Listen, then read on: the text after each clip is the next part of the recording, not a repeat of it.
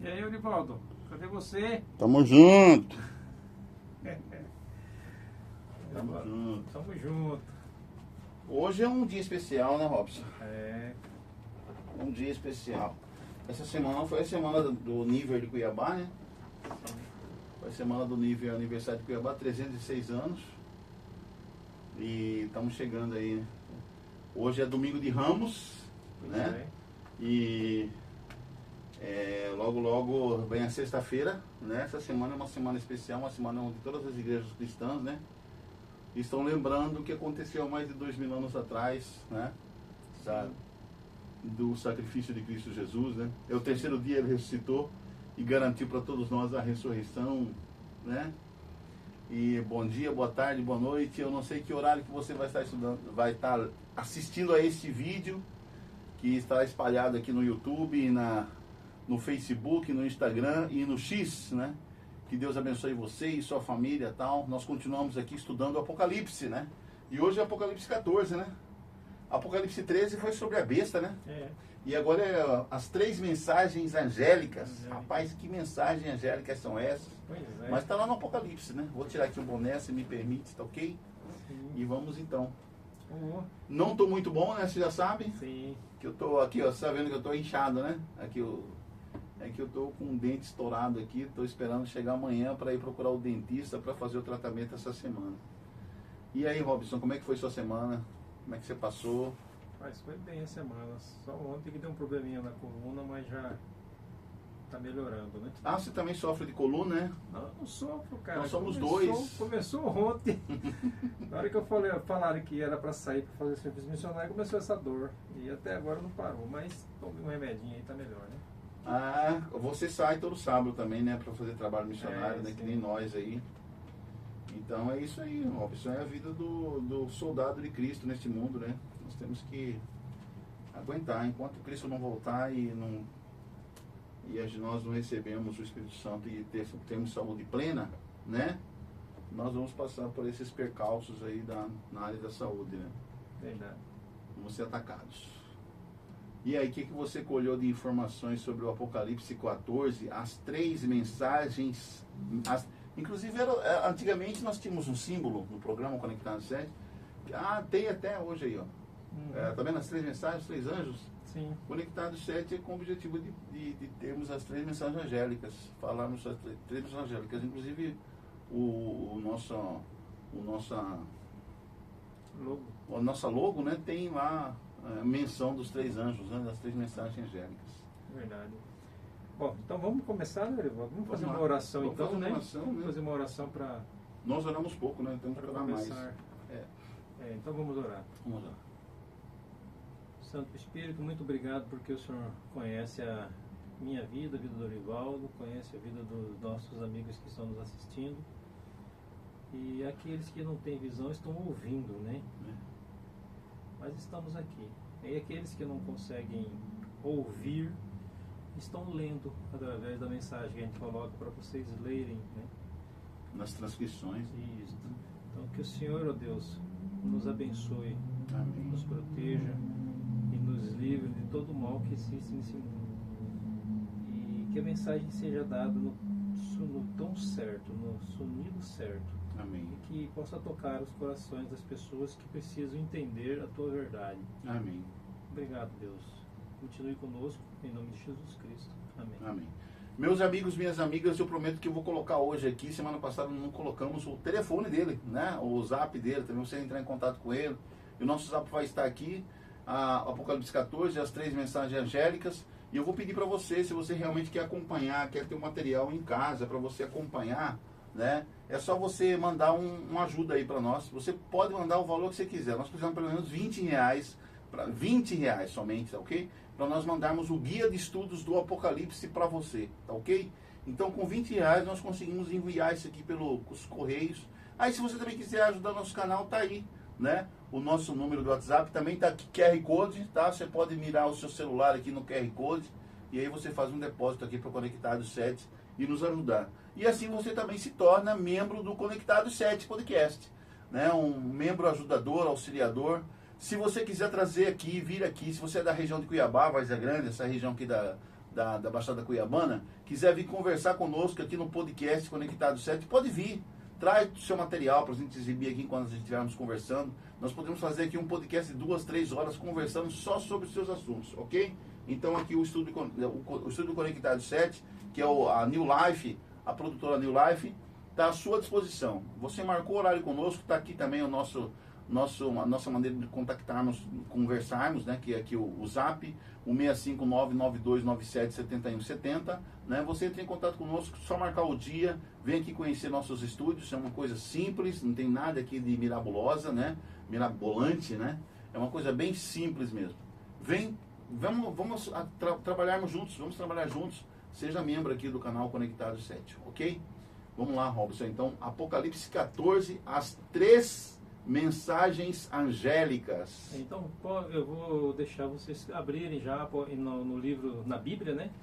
Do livro de Apocalipse, capítulo 14. Abram aí e que nós vamos entender que existe uma verdade presente para todas as eras, né? Então, vamos lá. O Apocalipse 14 contém 3 mensagens. Eu queria introduzir apresentando para vocês um conceito que nós chamamos de verdade presente. Qual é o conceito em teologia de verdade presente? Deus, para cada momento da história, ele tem uma mensagem específica. Então, esse tema de verdade presente, ele tem um nome chamado teologia, né? Então, por exemplo, se eu perguntar para vocês qual é a verdade presente de Deus para Adão e Eva, vocês sabem? O que vocês me responderiam? Qual era a mensagem de Deus para esse casal que ele colocou no jardim? Qual é? Não coma do fruto proibido. Se vocês comerem, vocês irão morrer. Essa mensagem se aplica a outro tempo? Não, só para Adão e Eva lá. Então, essa mensagem era, na verdade, presente para Adão e Eva no jardim do Éden. E qual era o evangelho para esse casal? Não comam o fruto. Se vocês comerem, vocês irão morrer. Isso é verdade presente. Era a verdade presente para eles ali, né? Isso. E qual era a verdade presente nos dias de Noé?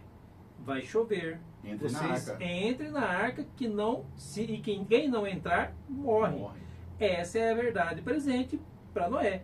Virá o dilúvio, só tem uma forma de escapar. Tem que entrar na arca. E quem não entrar, vai morrer. Morreu. Isso é verdade presente. E a mensagem principal de Deus para aquele tempo era essa mensagem. Qual é a verdade presente nos dias de Cristo, do seu nascimento? Ele veio, ele é o Messias, ele vai morrer por todos nós. E as pessoas não compreenderam, Rivaldo. E qual é a verdade presente que Deus tem para nós hoje? Apocalipse 14. Apocalipse 14 é a verdade presente. Então presta bastante atenção nessa mensagem de hoje, porque ela é de suma importância para a salvação sua e da sua família. Então vamos estudar elas. Abram para nós aí no Apocalipse 14, versículo 6. 14:6. Posso ler? Pode. Vi outro anjo voando pelo meio do céu, tendo um evangelho eterno para pregar aos que se assentam sobre a terra, e a cada nação, e tribo, e língua, e povo. Continua. Pode ir. E dizendo, em grande voz, temei a Deus e dai-lhe glória, pois é chegada a hora do seu juízo, e adorai aquele que fez o céu, e a terra, e o mar, e as fontes das águas. Aí, até aí. Essa é a verdade presente de Deus para o mundo. E qual é a primeira verdade? Temer a Deus e dai-lhe glória, pois é vinda a hora do seu juízo. O juízo já começou. Esta é a mensagem do primeiro anjo. Quando é que o juízo começou? Aí nós temos que olhar para aquela profecia que nós descobrimos em Daniel sobre a purificação do santuário. E lá no Antigo Israel, o dia depois da purificação do santuário era o dia de juízo para aquele povo. Então, por isso que é interessante, você que está vendo agora o estudo do Apocalipse, você pegar a sequência do estudo, porque a gente já comentou algumas coisas e quem está acompanhando vai entender.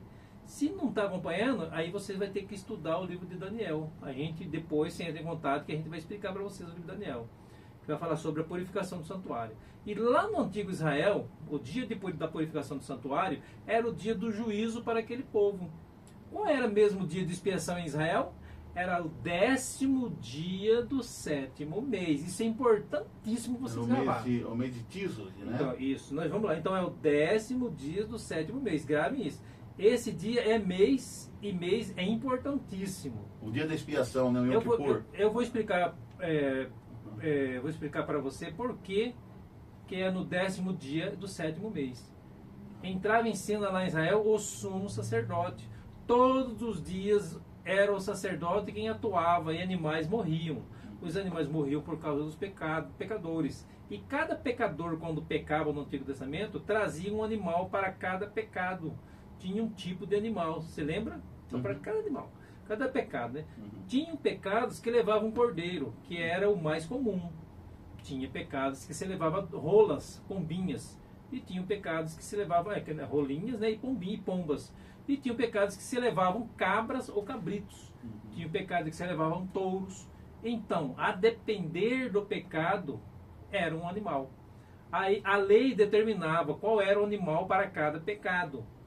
O pecador chegava com esse animal no santuário, colocava a mão na cabeça do animal, na presença do sacerdote, confessava o seu pecado e depois ele tinha que pegar um cutelo, um tipo de faca, e ele tinha que matar o animal. Então era o pecador que matava o animal. Era o pecador que matava o animal. Era ele que cortava a garganta do bichinho. E quando ele cortava o pescoço do animal, e o animal estava se contorcendo às dores da morte, o pecador via nesse animal um símbolo do Messias. Então, era ensinado o Evangelho através dos símbolos. Você pecou, você merece morrer. Agora alguém vai morrer no seu lugar para que você vivesse. E todo animal que era morto no santuário apontava para Cristo. Como disse João Batista lá em João 1,29. Eis o Cordeiro de Deus que tira o pecado do mundo. Nessas palavras, João estava prefigurando que Jesus seria morto, né? Isso, seria o Cordeiro que pagaria o pecado da... E era a resposta da pergunta de Isaac também, né? Quando chegar no 10º dia do 7º mês, que era o dia da expiação, entrava em cena o sumo sacerdote. Ele, sendo também um pecador, precisava também de uma oferta para si.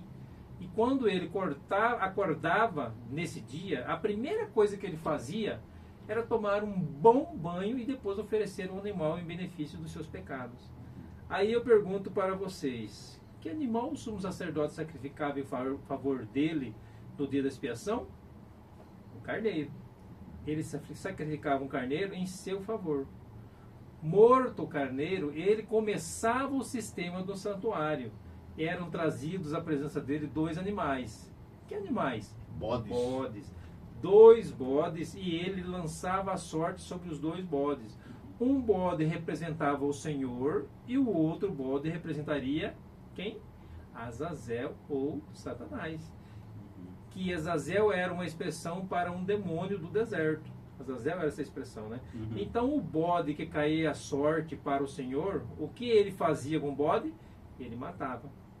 Porque sem derramamento de sangue não há o quê? Remissão de pecados, né? Ele matava esse bode, pegava o sangue dele, entrava no Santo dos Santos, no segundo compartimento, e lá ele fazia expiação pelos pecados do povo de Israel por aquele ano completo. Olha só. E quando ele terminava a expiação, ele saía lá para fora, colocava a mão na cabeça do bode vivo, simbolicamente transferia os pecados do santuário para ele. E esse bode era levado por mão de alguém para o deserto, e no deserto era solto. E lá ele morreria de fome. E esse bode representava ao inimigo de Deus, Satanás. Aí alguns acusam a teologia adventista, Orivaldo, e dizem assim: vocês ensinam que de certa maneira o diabo espia pecados. Não, nós não ensinamos isso. De onde que viram isso? E a prova disso é que nós temos que ler a Bíblia. E você, quando vai lá em Levíticos 16:20, lá diz assim: terminada a expiação, fará chegar o bode vivo. E quando é que o bode vivo entra em cena? Terminada a expiação. Ele não tem parte na expiação. A expiação foi feita pelo sangue do bode que morreu. E terminada a expiação, agora entra o bode vivo. Para quê? Para simplesmente levar sobre ele a culpa dos pecados que ele mesmo levou os outros a cometer. Ele vai para o deserto, lá no deserto ele morre. Se o sumo sacerdote saísse do santuário vivo, é porque Deus havia perdoado o povo. E ali eles começavam uma festa que durava quantos dias, Orivaldo? 7 dias. 7 dias. Era chamada a festa dos tabernáculos, né? Isso. A festa das cabanas. Isso, 7 dias durava essa festa. É. Aí nós vimos essa semana, quando o Cordeiro abrir o 7º selo, haverá silêncio no céu. Por quanto tempo? Cerca de meia hora. Meia hora. 7 dias também. Cerca de meia hora em profecia, dá quanto tempo? Literal. 7 dias. Uma semana, 7 Uma dias. semana. Sabe que semana é esta? É a festa dos tabernáculos. Festa dos tabernáculos. Isso. Terminou o dia da expiação, 7 dias de festas. Terminará o juízo, Cristo voltará 7 dias de festas. Você percebe, todas as festas de Israel cumpriram-se em Jesus Cristo. Ele é o Cordeiro de Deus. Agora, se lá em Israel havia um dia de juízo, para nós também haverá. Uhum. E o que simboliza o dia do juízo para Israel? Simbolizava o início do ministério de Cristo no Santíssimo, do santuário. Que já começou. Isso. Né? E Guilherme Miller entendeu pela profecia de Daniel 8, 14 e 9, 24, 27, que essa data começou em 457, com o decreto de Artaxerxes para restaurar e edificar Jerusalém. A partir da contagem, né? Da chegada da libertação do povo de Israel para eles voltarem para Jerusalém. Aí contando a partir dali, como você já explicou na aula passada, até 1260 anos, né? Isso. E aí esse 1260 anos termina e aí começa então o período que nós vamos chamar de período do julgamento do juízo, que é a partir de 1844. Isso. Então ele começa em 457 e termina, e ele vai durar até o dia 22 de outubro de 1844. Que foi esse período todo, Deus estava revendo, né, toda a situação da história, da aceitação da humanidade em relação a Deus ou não, né, ao plano da redenção. Então, e agora, Aurivaldo, já no mês de outubro, no dia 22 de outubro, nós iremos comemorar 181 anos de ministério. Anos, esse ano, né? De Jesus no Santíssimo do Santuário. O que Jesus está fazendo lá nesse exato momento? Julgando. E quando ele terminar esse juízo, ele voltará à terra. Então, essa é a mensagem que nós temos para apresentar. O juízo já começou. E o juízo começa pela casa de Deus. E começa pelos mortos. Se começa pela casa de Deus e pelos mortos, qual foi o primeiro nome que entrou na lista? Abel. Abel. Foi o primeiro nome em 22 de outubro de 1854. Começou o juízo com o nome de Abel. Uhum. Olha só. E morto por morto foi sendo julgado. E o caso já decidiu. Uhum. Agora, quando terminasse o caso dos mortos, iria para os vivos. Estamos nós no juízo dos vivos? Ah, com certeza sim. Não sabemos. Nós não sabemos. Nós não sabemos. Mas pelas coisas que a gente vê acontecendo, né? Podemos estar. Podemos. Ellen White escreveu em 1900. Breve, né? Não sabemos quão breve o caso logo passará aos vivos. Nós não sabemos. Mas a gente só prejulga, né? Ellen White escreveu em 1900. Nós podemos estar no juízo dos vivos? Podemos. Se estivermos, nenhum problema. Porque o juízo do vivo, ele não fecha a porta enquanto Jesus não sair do santuário. Então, eu não posso estar sendo julgado, mas se ele estiver sendo julgado, o meu caso permanece aberto. Até que pelo menos 3 coisas aconteçam. Que 3 coisas? Quando é que meu caso é finalmente decidido? Primeiro, se eu morrer. Meu caso está decidido se eu morrer. Ou eu estou salvo ou eu estou condenado. Quando a pessoa morre, terminou a vida. O caso dela será decidido para a salvação de reencarnação, ou né? perdição. Isso. Não existe reencarnação. E nós vamos comentar sobre isso. E não há como escapar nem mudar de destino. Segundo, a pessoa pode pecar contra o Espírito Santo. E quem peca contra o Espírito Santo não tem mais direito ao perdão. Ele já está condenado. Para ele o juízo já terminou. Então, pecar contra o Espírito Santo. Terceiro, o próprio fechamento da porta da graça, que é um momento escatológico, quando Jesus deixará o santuário para vir à terra. Quando ele sai do santuário, começa a cair as pragas. E a queda da primeira praga é uma evidência de que a porta da graça se fechou. E todos os casos já foram decididos para a salvação ou para a perdição. Então, se o nosso caso estiver sendo julgado, nenhum problema. E nós temos que orar para que o nosso juízo venha logo. Sabe por quê?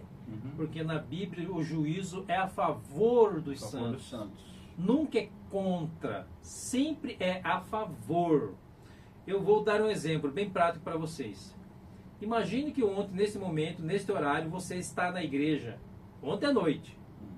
Mas hoje, pela manhã, a polícia chegou na sua casa e você foi preso como principal suspeito de um homicídio que aconteceu ontem, às 20h30 da noite. A polícia prende você. Você é o principal suspeito. Você é levado para uma delegacia e então marca-se um dia para o juízo. Só que quando chegar diante do juiz, você tem mais de 100 pessoas para testemunhar que naquele dia e hora você estava na igreja. Orando e louvando com todo mundo ali. Mas você é o principal suspeito. Como assim? Aí eu pergunto, você vai temer que esse dia do juízo chegue ou vai ansiar que ele chegue logo? Uma vez que você está preso. Prisão preventiva, né? E tem como provar, né, que você não... Você estava num lugar completamente diferente do lugar onde aconteceu o assassinato. Então, né? é lógico que você vai desejar que o dia chegue logo. Chegue logo, né? você sair da cadeia. Porque quando o dia do juízo chegar, você tem mais de 100 testemunhas a seu favor para provar a sua inocência. É o mesmo caso do nosso juiz no céu. Nós temos que orar por ele para que ele venha logo, porque o juízo na Bíblia é a favor dos santos. Deus vai nos julgar para vindicar o caráter dele. E o juízo será a nosso favor. Por que é ao nosso favor? Primeiro, porque o juiz é Deus e o advogado é Cristo. Se Jesus é o nosso advogado, você tem um advogado que nunca perdeu uma causa. Bom. Esse é o primeiro ponto. Segundo ponto, o advogado que nós temos que nunca perdeu uma causa é filho do juiz, Orivaldo. É o filho do juiz. E o juiz nunca vai querer condenar um cliente do próprio filho. Terceiro, olha a panelinha aí. Quando você for no juízo, não serão as tuas obras que serão passadas em revista, mas as obras de Jesus. Efésios 2, versículo 8. Efésios 2, versículo 8 fala sobre isso. E como nele não há pecado, você é salvo inteiramente pela graça. Extraordinário. Lutero, reformador da Idade Média, dizia: essa é a estranha obra de Deus, o justo morre para que o pecador tenha vida. Nós somos esse pecador. Qual é a primeira mensagem que nós temos que anunciar? O juízo começou. Desde 1844 para cá, o juízo já começou. Agora sim, como nos tribunais terrestres, quando quem vai a júri, quando alguém vai a júri, ele é julgado pelo Código Civil, Código Penal Brasileiro e no julgamento celestial. Qual é a norma do juízo? Se no terrestre é pelo Código Civil e Penal, e no celestial, qual é a norma do juízo? É a lei de Deus. Lei de Deus, 10 mandamentos. E é o que diz Tiago 2, 10, 11 e 12. Tiago 2, 11 diz o que, Orivaldo? Lê para nós aqui. Vamos lá, vamos. Tá aí. Tá aí já? Pode ler. Porque nós haveremos de ser julgados pela lei da liberdade. Isso. Né? Então a lei de Deus é o parâmetro. É a lei da liberdade. É o que faz. E o que faz o diabo hoje com a lei de Deus? Ele não ataca a lei de Deus. Distorce, muda. Por quê? Diz que foi abolida. Porque se ele atacar e tirar a lei de Deus, ele tira o parâmetro do juízo. E hoje o mundo não está sabendo disso. Então, nós temos que anunciar que a lei de Deus está em vigência. E que ela é a norma do juízo. E que a nossa vida tem que ser pautada por essa lei. Essa é a primeira mensagem. É por isso que o anjo diz assim: temei a Deus, dai-lhe glória, pois é chegada a hora do seu juízo, e adorai a quem? Aquele que fez Deus. Os céus, não, Deus. Né? Aquele que fez. E ele é o quê? O Criador. E ele fez o quê, Orivaldo? Os céus, a terra, o mar, a fonte das águas. Isso. Né? De onde o anjo está tirando essa expressão? Do quarto mandamento. Quarto mandamento da lei de Deus. Isso lá. Lembra-te do dia de sábado para santificar. 6 dias trabalharás, mas o 7º dia é o sábado do Senhor teu Deus. Não fala nem tu, nem tua filha. Aí fala tudo. Porque em 6 dias fez o Senhor os céus, a terra, o mar, a fonte das águas, tudo, né? Então é por isso. Então, Por que ele está tirando do sábado? Porque lá que mostra que o Senhor é o Criador. o Criador. Porque em 6 dias, que nem o Eurivaldo falou, fez o Senhor o céu, fez o Senhor teu Deus os céus, a terra e tudo que neles há. O anjo está tirando literalmente a expressão do quarto mandamento. Ele fez um Ctrl+C e Ctrl+V e grudou lá no Apocalipse 14. Da primeira mensagem angélica. Então, qual é a primeira mensagem de Deus para o tempo presente? Qual que é? É o sábado. O juízo começou. A norma do juízo é a lei de Deus, Eurivaldo. E o sábado é o sinal. É o sinal. O sinal entre Deus e o seu povo. E está na sua lei. É isso que nós temos que pregar. É popular isso? Não, é uma verdade impopular. Tanto é que hoje hoje mesmo eu estava assistindo, Robson, uns vídeos no YouTube, e o padre falando que já mudou do sábado para o domingo, que não sei por causa da ressurreição de Jesus. Sim. E ele insiste nisso, né? Que agora é para ser guardado o domingo por causa da ressurreição de Jesus. Só que ele esquece de avisar para o povo que eles guardam o domingo porque eles adoram o sol. É o dia da adoração do sol. Então, quando a igreja implementou os costumes pagãos, né? Na verdade, eles estão adorando o sol e esquecendo do Criador. Porque o 7º dia fala da adoração ao Criador. E Satanás não quer que nós adoremos ao Criador. Isso. Ele quer ser adorado, né? Isso. Então não é corretamente político isso. Não é político. Mas essa é a nossa mensagem. É. E quando você pregar, os sinceros vão ouvir e vão entender. Quem estudar a Bíblia vai entender. Em Salvador, na Bahia, uma mulher aprendeu isso. Ela era da igreja batista. E ela começou a estudar com os adventistas e começou a frequentar a igreja. Quando ela começou a frequentar a igreja, 4 irmãs da igreja batista vieram visitá-la para dissuadi-la da sua decisão. E tentavam mostrar para que ela estava sendo enganada, iludida. Ela disse para as irmãs: não, eu aprendi sobre o sábado na Bíblia. Não está nada errado. Não está nada errado. Eu que não conhecia. Aí as irmãs insistindo que a igreja era uma seita e que isso não era verdade. Ela disse assim: então façamos uma coisa. Nós vamos agora, nós 5, nos colocarmos de joelhos aqui na sala da minha casa e nós vamos orar. E depois de uma oração nós vamos abrir a Bíblia e deixar que Deus fale. Combinado. E elas concordaram. As 5 se ajoelharam e quando elas se levantaram, ela pegou a Bíblia e a abriu aleatoriamente. Caiu em Êxodo 20. Nos 10 mandamentos. Olha só. E quando ela começou a ler, ela chegou no 4º mandamento que ensinava o sábado.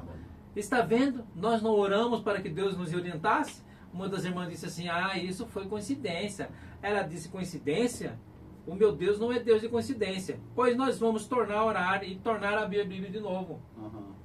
As 5 se ajoelharam de novo. E quando ela abriu a Bíblia, de novo caiu em Esdras, aonde eles ordenavam que a cidade fechasse as portas na sexta-feira para que não houvesse comércio no dia de sábado. E quando ela terminou de ler o texto de Esdras, ela perguntou para as 4 irmãs: foi coincidência? As 4 se levantaram, foram embora, nunca mais voltaram. E ela se batizou na igreja adventista. A verdade nunca será velada aos sinceros, vedada aos sinceros, né? Primeira mensagem: o juízo começou. Você tem que temer a Deus e dar glória, porque o juízo começou. E você tem que adorar quem? O Criador. E o único mandamento que aponta a Ele como Criador é o qual? É o 4º. Mandamento, fala sobre o sábado. Passa o primeiro anjo e vem o segundo anjo, Rivaldo. O que diz o versículo 8? Versículo 8. Seguiu-se outro anjo, o segundo, dizendo: caiu a grande Babilônia, que tem dado a beber a todas as nações do vinho da fúria da sua prostituição. Isso aí, então. Caiu a grande Babilônia. Essa é a mensagem do segundo anjo. O que é a grande Babilônia, Robson? Nós vamos comentar agora, certo? Quando falamos em grande Babilônia, é impossível não pensarmos na Babilônia de Nabucodonosor. Ela está em Daniel, a história de Nabucodonosor. E essa Babilônia de Daniel, que é o período neobabilônico, teve o seu ápice no ano 605 ao ano 539. Contando de trás para frente. Isso. Né? No ano 605, com a morte de Neopalazar, Nabucodonosor vai para o trono. E no ano 539, Babilônia perde seu poder para o general Ciro. quando Ciro desvia as águas do rio Eufrates e provoca a queda da cidade de Babilônia. Então a Babilônia cai lá no 6º século a.C. Isso está provado historicamente. Nós temos documentos disso. Se você for no Museu Britânico em Londres, lá está o cilindro de Ciro, e ele mandou escrever nesse cilindro. E no cilindro ele diz que ele derrotou Babilônia na noite de 13 de outubro de 539. Isso é a história. Babilônia cai. Então, se Babilônia cai no 6º século, o que é Babilônia em Apocalipse? Não é a cidade literal. Não é a cidade literal. Mas em Apocalipse, Babilônia é uma cidade mística espiritual. O que é Babilônia hoje?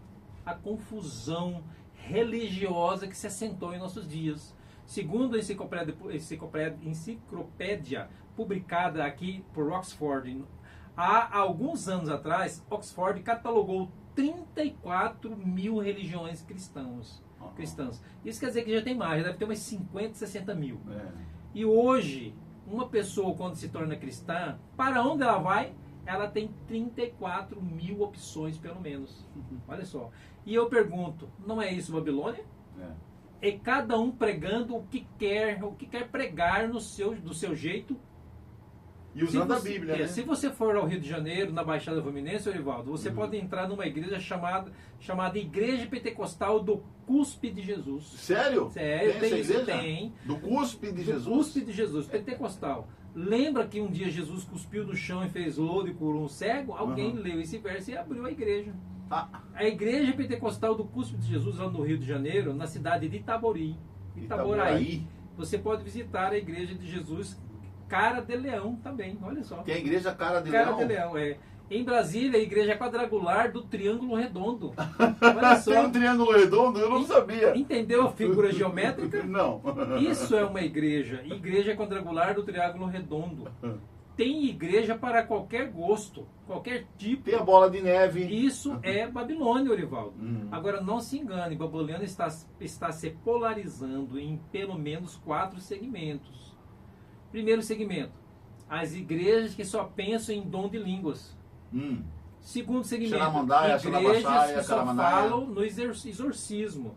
E terceiro segmento, só se importam com os dons de cura. E tem um quarto segmento, só se importam com a teologia da prosperidade. Você pega o pacote das igrejas e elas estão se polarizando nesses 4 pontos.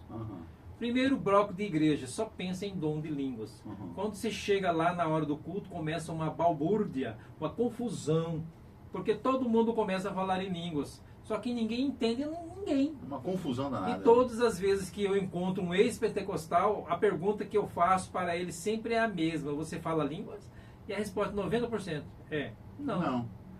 E eu pergunto, o que você falava? A resposta 100% é, eu nunca soube. Eu nunca soube o que está falando. Um rapaz que falou línguas por 8 anos, Giovanni, que é pastor adventista, hoje em Pernambuco, e ele contou-nos na classe que ele falava línguas.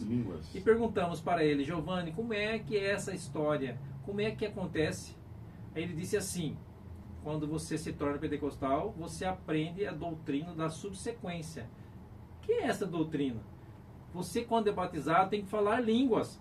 O Espírito Santo batiza e a evidência do batismo é o falar em línguas. Isso é a doutrina da subsequência, do movimento pentecostal. Então, se ensina que quem não fala línguas é porque não foi batizado. Em outras palavras, ele é um cristão de segunda categoria. Aí o Giovanni aprendeu isso. E quando todo mundo começava a falar, ele também queria falar, mas ele nunca era batizado. Ele não conseguia. Mas ele, na sinceridade dele, um dia ele não suportou a pressão e quando todo mundo começou, ele também começou. E o pastor disse, foi batizado. E disse, em dia em diante eu falei língua há 8 anos. O que você falava? A gente nunca sabia. Ele nunca sabia o que ele estava falando. O que acontece no movimento pentecostal hoje? Acontece pelo menos 3 coisas. Primeiro, pessoas sinceras que aprenderam que isso é a verdade. E elas estão ali querendo seguir a palavra do Senhor. Elas estão buscando a Deus de todo o coração. E nesse momento elas chegam a um estágio psicológico onde elas próprias começam a falar. no desejo de estarem cumprindo a vontade de Deus. Segunda situação, pessoas que falsificam o dom, de fingem que falam para ter uma certa autoridade na igreja. Muitas vezes pastores eles falsificam o dom, eles inventam qualquer fala para se dizerem batizados, para poder liderar suas congregações. Terceiro caso, possessão demoníaca. Então você vai encontrar dentro do pentecostalismo essas três situações. A pessoa é demoníaca? Sim. Pessoas que ficam possuídas e começam a falar em outros idiomas. E é interessante que o pastor fica conversando ali com a pessoa possuída, com o diabo, né? Não, mas isso aí é no falar de línguas, é no bloco de falar em línguas, certo? Ele não fica, a pessoa fica possessa e começa a falar em línguas, e eles, é uma coisa espiritual, e eles começam a falar em língua lá, mas é espiritual, a pessoa está endemoniada. Mas eles não sabem, e é o pastor deles. É isso que eu estou querendo falar aqui. Então, se você for para os Atos 2, você resolve o problema com um único capítulo.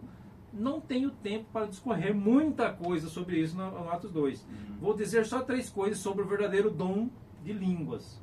Primeiro, o verdadeiro dom de línguas é a capacidade que Deus dá a alguém para falar uma língua com a qual ele nunca teve contato.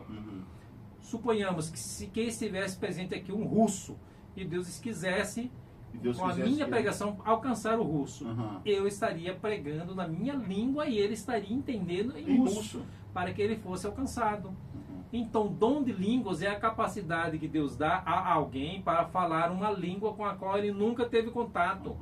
Segundo, este dom só será dado quando houver necessidade. E se você for para Atos 2, no dia do Pentecostes, havia ali em Jerusalém 16 nações da terra. Atos 2 lista partos, medos, elamitas, naturais da Capadócia, Ponto, Ásia, Frígia, Panfilha, 16 nações que não falavam o grego e o aramaico, falado pelos discípulos. E quando o Espírito Santo veio sobre eles, eles pregaram nas línguas daqueles povos. Por isso eles disseram, não são galileus o que aí estão falando? Como é que cada um de nós entende na sua própria língua materna? Terceiro argumento, falar línguas é você falar uma língua com a qual você nunca teve contato e ela é materna em alguma nação. Se a língua falada no pentecostalismo não é materna de nenhuma nação, é porque não é o autêntico dom de Deus. Dom de língua. Na Igreja Adventista existe pelo menos 6 relatos que eu conheço do dom de línguas em dias atuais. Isso acontece, Deus permite que isso aconteça com o propósito de evangelizar. Segundo bloco de igrejas, Orivaldo, que agora nós vamos falar, que você estava comentando ali, só falam em exorcismo. Só expulsar o demônio. Agora, eu não sei como é que eles fazem, porque, por exemplo, na TV tudo tem hora para começar e para terminar. Aí outro dia, em uma programação de religião, veio lá uma mulher endemoniada. Aí o pastor começou a entrevistá-la. Entrevistar o demônio. Foi então que percebido que ela estava maquiada com o microfone à lapela. Olha só. Fiquei pensando, como é que eles fazem o demônio chegar na hora, uma hora antes, sentar na cadeira, maquiá-la, põe o microfone. Agora é a sua vez. Como é que eles fazem isso? Para naquela hora o demônio estar ali para ser entrevistado. Certa vez uma mulher ela disse assim, vocês adventistas, vocês não têm poder, vocês não expulsam demônios. Foi dito, poder não tem a tua igreja. Todo dia tem demônio nela.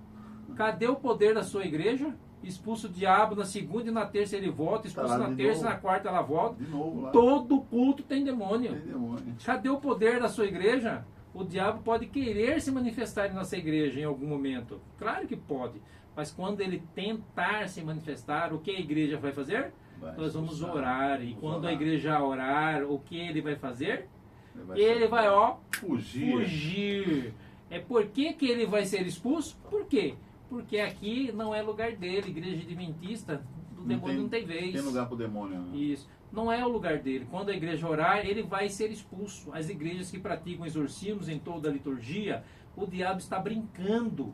Porque enquanto só se fala em expulsar demônios, em mover do espírito, em jogar as pessoas no chão, a palavra de Deus permanece fechada. E ninguém aprende nada, Orivaldo. E depois de 1 hora de cenas demoníacas, as pessoas vão embora todas impressionadas e não foram alimentadas com a palavra da vida que tem em Jesus. Agora o terceiro bloco, Orivaldo. De igreja Só também. fala em curas divinas. Todo dia tem cura. Tem cura nessa igreja. Outro dia, libertação, não sei o quê. Outro dia, um desses programas, um desses pregadores, ele disse: eu vou orar e Deus vai curar. Uhum. Ele orou, quando voltou da oração, ele disse: Deus me falou que uma mulher foi curada, agora de coluna. Uhum. Aí tem uma senhora sentada no segundo banco, ela disse: pastor, fui eu. Ela disse, missionário, fui eu, o missionário. Não, não foi a senhora, não. Uhum. Aí uma outra pessoa levantou, missionário, fui eu. Não, não foi a senhora. Aí uma terceira lá atrás, né, missionário, e a senhora que foi curada? É a senhora que foi curada, né, falou. Se houvesse cura divina nessas igrejas, você acha que haveria fila nos hospitais? É. Não haveriam filas nas portas das igrejas. Minha mãe que falava para mim, uma vez foram falar: olha, lá na minha igreja tem um pastor que está curando todo mundo. Ela falou: glórias a Deus, vamos levar ele lá no hospital, né? Que aí vai ser curado. Você entendeu? Minha mãe era terrível. E vocês se lembram muito bem daquele episódio do Maracanã, quando Edir Macedo fez um culto. Em todo o Maracanã, e ele, em algum momento, ele orou para que Deus curasse todo mundo por meio de cegueira. E disse: todo mundo agora pega o seu óculos e joga fora. Todos fizeram isso. E um repórter que estava por ali perguntou depois para o Edir Macedo: o senhor orou pela cura deles? Deixa eu fazer só uma pergunta. Por que o senhor não jogou o seu óculos fora? Aí ele disse assim: porque a cura não era para mim, era só para eles. Enquanto o povo se ilude nessas questões de cura, a Bíblia continua fechada. Ninguém aprende. Quarto bloco de igrejas só pregam da teologia da prosperidade. Ou seja, você dá tudo que você tem para Deus e você vai enriquecer. Santa. Eu não sei que matemática é essa, Orivaldo, né? Mas as pessoas estão dando o que tem, estão indo para a miséria. E os donos dessas igrejas estão cada vez mais milionários. Só contra uma dessas igrejas, só no Rio de Janeiro, tinham 5 anos, 5 anos atrás, tinham 3.000 processos dessa igreja, de membros da igreja por apropriação indébita. Pessoas que entregaram casas, carros e depois se arrependeram. Está tudo na justiça. Essa teologia da prosperidade cresce cada vez mais e as pessoas são ensinadas que uma vez que você se entrega a Jesus, você vai prosperar, você vai enriquecer e tudo vai bem. Não é isso? Cristo não é isso que ensinou isso. Jesus disse: quer vir após mim, negue-se a si mesmo, tome a tua cruz e siga-me. Às vezes dos céus, as aves dos céus têm os seus ninhos, as raposas têm os seus covis, mas o Filho do Homem não tem o quê? Aonde reclinar na cabeça. Jesus nunca prometeu riqueza para ninguém. Nunca. Agora, se você for fiel a Ele, você nunca vai faltar nada. Nunca terá necessidade de nada. E quanto mais fiel você for, mais Deus pode abençoar você. Agora lembre-se, tem um texto que que eu e você deveríamos aprender muito cedo. Diz assim: a pobreza para muitos é uma bênção. Ellen White falou isso. A pobreza para muitos é uma bênção. Porque se tivesse um pouquinho mais, iria direto para o inferno. Às vezes, do pouco que tem, já é infiel. Então nós temos que ser fiéis a Deus no que temos. E se Ele, na sua onisciência, quiser nos confiar mais bens, Ele vai dar. E quanto mais Ele der, continue sendo fiel, administrando o que você tem para o Senhor. E assim a bênção não cairá da sua casa. Não sairá da casa, né? Isso. Eu lembro do Soldani Alfonso, né? Dr. Soldani Alfonso, que é dono da Golden Cross, né? Adventista. Ele é muito rico, né? E ele, com o dinheiro dele, ele ajuda muita gente. Inclusive, ele ajudou muitos pastores hoje, que são pastores hoje, que ele que pagou a bolsa de estudo desses pastores. Muitos estudantes, né, que ele que dava a bolsa de estudo, né? Isso. Então, ele pagava os colégios para esses meninos e também deu muito dinheiro para as rádios Novo Tempo, né? Para a própria TV Novo Tempo, né? Muito dinheiro que ele deu para a construção da TV Novo Tempo, o canal 59.1 aqui na região de Cuiabá. Então, se você quer uma televisão que tem uma qualidade de programação assim, toda cristã, é a TV Novo Tempo, 59.1. Mas por quê? Por que a gente tem que seguir esse canal? Porque esse canal não tem Babilônia. Então, a segunda mensagem é: caiu Babilônia. A grande Ou Babilônia. seja, sai dessa confusão religiosa. religiosa. Religiosas. Isso que é Babilônia. Isso. Ou seja, saia dessa confusão religiosa. E chegamos à última mensagem, que é o do terceiro anjo. E o terceiro anjo diz apenas uma mensagem. Haverá 2 sinais, o de Deus e o da besta. É o terceiro anjo. Ou você vai adorar a Deus, ou vai adorar a besta. Você falou sobre isso, não? Isso. Agora, quem adorar a besta e a sua imagem, finalmente será destruído. Essa é a mensagem do terceiro anjo. Apocalipse 9 a 12. 14, 9 a 12. 14, 9 a 12. Isso. Seguiu-se a esse outro anjo, o terceiro anjo, dizendo em grande voz: se alguém adora a besta e a sua imagem, e recebe a sua marca na fronte ou sobre a mão, também esse beberá do vinho da cólera de Deus, preparado sem mistura do cálice da sua ira, e será atormentado com fogo e enxofre diante dos santos anjos e na presença do Cordeiro. A fumaça do seu tormento sobe pelos séculos dos séculos, e não tem descanso algum, nem de dia nem de noite, os adoradores da besta e da sua imagem, e quem quer que receba a marca do seu nome. Aqui está a perseverança dos santos, os que guardam os mandamentos de Deus e a fé em Jesus. Então, quem adorar a imagem da besta e a sua imagem será destruído no lago de fogo e enxofre. Então, eu e você, nós seremos colocados diante de uma escolha. Ou seremos selados pelo selo de Deus, ou pelo selo da besta. De que lado ficaremos? Por isso Jesus diz, João 8,36, se, pois o Filho vos libertar verdadeiramente, sereis livres. Quem é que liberta as pessoas? Jesus. Então nós temos que pregar. E daqui a pouquinho virá o decreto dominical. O selo da besta será lançado, e aqueles que forem fiéis e leais a Deus e observando os mandamentos, inclusive o sábado, receberão o selo de Deus, Orivaldo. Quem aceitar o falso dia, o domingo, como dia santo, quando for uma lei, receberá a marca da besta. Então, o domingo não é ainda a marca da besta. Ele será. Quando ele for uma imposição civil, né? Uma obrigação. Mas Deus tem os seus fiéis em todos os locais. Deus tem os seus filhos sinceros. E Deus vai encontrá-los aonde quer que eles estejam. Glória a Deus, né? Deus olha para cada um de nós como se fôssemos a última pessoa sobre a terra. E todo o céu está interessado em nossa salvação. Nós temos uma mensagem para pregar e para viver. O que Jesus está ouvindo, né? O que Jesus está ouvindo hoje é o mesmo milagre que Deus fez na vida de tantos, Ele deseja fazer também na nossa. Se eu tão somente me submeter à vontade dEle, se eu entregar a minha vontade para que Ele me auxilie, Ele vai fazer isso, Orivaldo. Será que a minha vida está nas mãos de Cristo? Será que eu entreguei para Ele a direção da minha vida?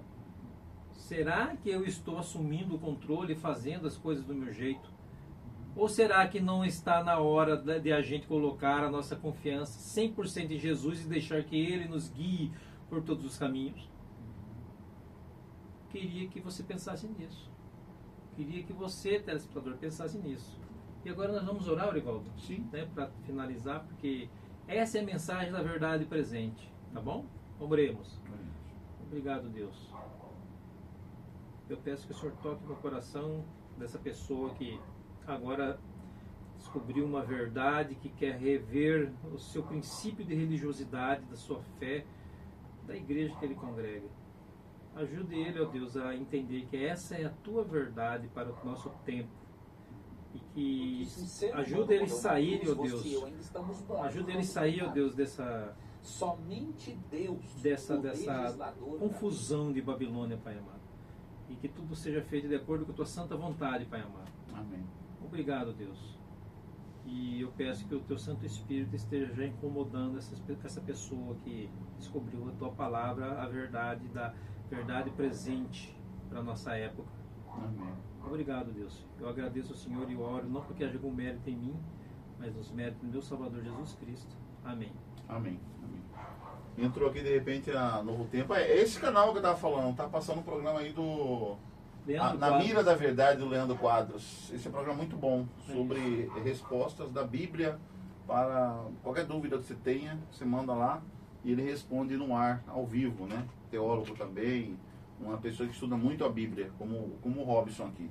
Então, meus queridos, vocês viram aí, né, Apocalipse 14, que fala sobre as 3 mensagens angélicas, né? Nós estamos em plena vigência desses 3 da mensagem desses 3 anjos, né? Primeiro, adorar a Deus, né? Aquele Criador dos céus, da terra, do mar e tudo que eles há, que é a mensagem do sábado, 4º mandamento da lei de Deus.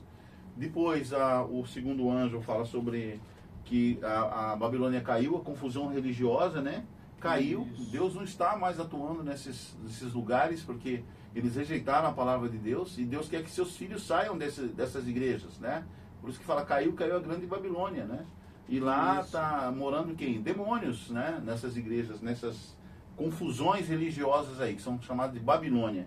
E Deus quer, por sua vez agora, depois que saiu o decreto dominical, ou seja, que o mundo todo for obrigado a guardar o primeiro dia da semana, em detrimento ao 7º, guardar o domingo, né? Deus quer que nós tenhamos a consciência de que nós temos que escolher o dia de Deus, né? Sermos fiéis à palavra de Deus, a guarda do 7º dia, que fala que ele é o Criador. Satanás, ele não quer que nós adoremos a Deus como Criador, ele quer que adoremos a ele, né? O dia do sol, o Sunday, no primeiro dia da semana. E aí essas igrejas iam falar, não, tem que ser no primeiro dia da semana, porque Cristo ressuscitou no domingo, né? Então, mas não tem nenhuma ordem de Cristo depois da ressurreição para guardar no primeiro dia da semana. Você vai pegar todos os livros de Paulo e todos os demais que escreveram depois da ascensão de Cristo, a ressurreição e a ascensão de Cristo, não tem nenhuma declaração de nenhum teólogo evangélico ali da Bíblia Sagrada, nem de Paulo, nem nenhum deles, nem de João, nem de Tiago, de que o sábado foi trocado para o domingo, né? Então, quer dizer, há uma incoerência, e a história prova, né, que realmente durante um monte de tempo a igreja vigente, a grande igreja, a igreja mãe, a Babilônia, né, mãe, a maior de todas, ela mudou a lei, tentou mudar a lei de Deus, tirou do sábado para guarda do domingo e para dia de festas, e assim foi, né? E as outras igrejas que vieram depois foram seguindo Babilônia, a grande meretriz, né? Então nós estamos vendo que as profecias se cumprem diante de nós. E na próxima semana nós vamos continuar estudando a Bíblia, agora só que nós vamos estudar agora é o capítulo 15, né, de 15 Apocalipse. 15 e 16. 15 e 16? Vai ser 2? Fala as 7 pragas, né? Ah, as 7 pragas. O que são essas 7 pragas, né? Tem praga aí na sua casa? Aqui de vez em quando aparece umas baratas aqui. Não, mas é isso, não é essas pragas que estão falando, né? Eu falo das 7 pragas, que é no contexto histórico, né, da profecia, no contexto escatológico. Então, meu querido amigo, vamos estudar cada vez mais a Bíblia. Quanto mais estudamos a Bíblia, nós nos libertamos, né, das mentiras, das maldades satânicas que nós estamos vendo no mundo por aí, né? Dessas teorias e essas doutrinas diabólicas, né? Sim. E vamos nos aproximando cada vez mais da palavra de Deus. E quem estuda a palavra de Deus, ele não é enganado. Nem por pastor, nem por liderança de igreja. Ele fica cada vez mais perto de Cristo. E certamente, quem estuda a palavra de Deus, ele tem resposta para tudo. Como diz aqui o Leandro Quadros, né? A gente viu agora há pouco. Isso. Eu espero que você tenha gostado do estudo de hoje, meu querido amigo. Não esqueça, se você quiser colaborar conosco, né, e receber em casa esse guia de estudos do Apocalipse, tá? Mande aqui no QR Code e também uma ajuda, que são uns R$20, né? Ou mais, se você quiser, para nos ajudar, tá ok? E ajude o canal. Se você quiser também participar aqui, vem aqui. O estúdio da New Life está preparado para receber você. A Orion Produções vai cuidar para que a sua fala, né, a sua presença aqui no nosso podcast, você pode depois, com essa gravação, mandar para todas essas linhas de transmissões, tá ok? Nós estamos à sua disposição. Isso aí. É isso aí? Deus Manda um abençoe. abraço para alguém da família, para algum querido, alguma querida. Pois é, né? Todos aqueles que assistem são os meus queridos, né? Aqueles que vêm a falar, ver o estudo do Apocalipse, e são os meus queridos que eu oro, né? Que eu peço para Deus abençoar. Então aqueles que não assistem é sinal que não são os meus queridos. Não gostam de mim, né? Então aqueles que assistem, vocês sabem que eu oro por todos vocês. É isso aí. Ok, então tchau, meus amigos. Não se esqueçam, né? A gente sempre termina aqui dizendo o seguinte: de tudo que se tem ouvido, as últimas palavras de Salomão, lá no livro de Eclesiastes, né? De tudo que se tem ouvido, a suma teme a Deus e guarda os seus mandamentos, porque esse é o dever de todo homem, porque Deus há de trazer a juízo todas as coisas, até aquelas que estão escondidas, quer sejam coisas boas, quer sejam coisas más, né? Deus abençoe você, não esqueça, é o dever do homem guardar os mandamentos de Deus, né? Que Deus nos fortaleça cada vez mais para que sejamos mais próximos dele, cada vez mais, nossa amizade, nossa conexão com ele seja cada vez mais perceptível e nós cumpramos, né, a sua vontade em nossa vida. Tchau, gente. Um abraço para todos vocês, um abraço para todos os seus familiares. Bye. Vai. Fica com Deus.